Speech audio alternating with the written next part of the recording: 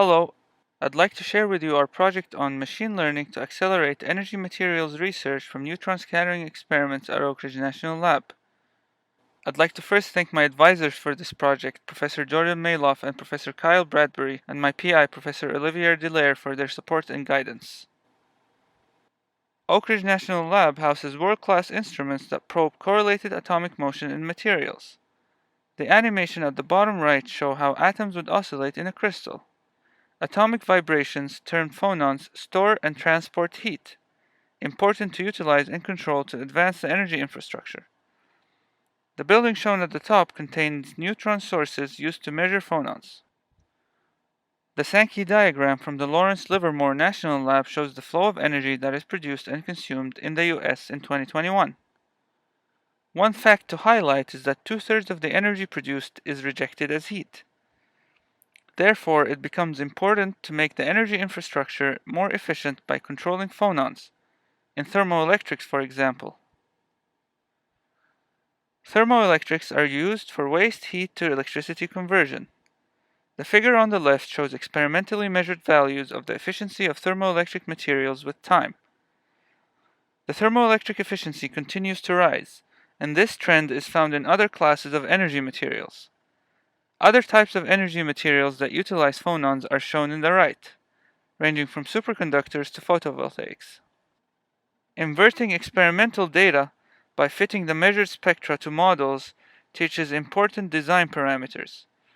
Before performing an experiment, a model calculation is proposed, for example, to investigate which phonon modes in a photovoltaic material respond when excited by light. The data is then measured and compared with the proposed model to verify that we have accurately predicted the material's behavior. The left figure shows an animation produced by the forward model, which describes the atoms as being connected by springs with spring constants phi.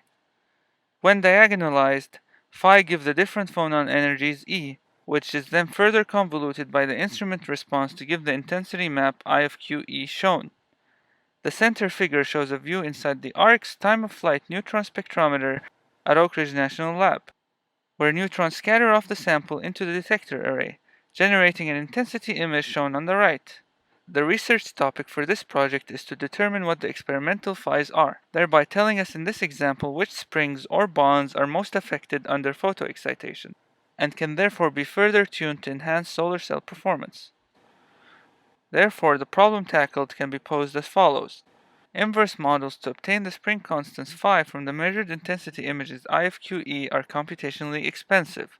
Training machine learning models this inverse relationship, denoted by S inverse of I, can greatly accelerate the pipeline of INS data analysis of energy materials. Utilizing advancements in the instrument resolution and modeling, a ResNet 18 model is trained to obtain a relative difference less than 10% between an input I of QE image and the output image generated from the extracted phi parameters. In this project, we train ResNet 18 to learn this inverse relationship using simulated I of QE images and their corresponding phi parameters of niobium crystal.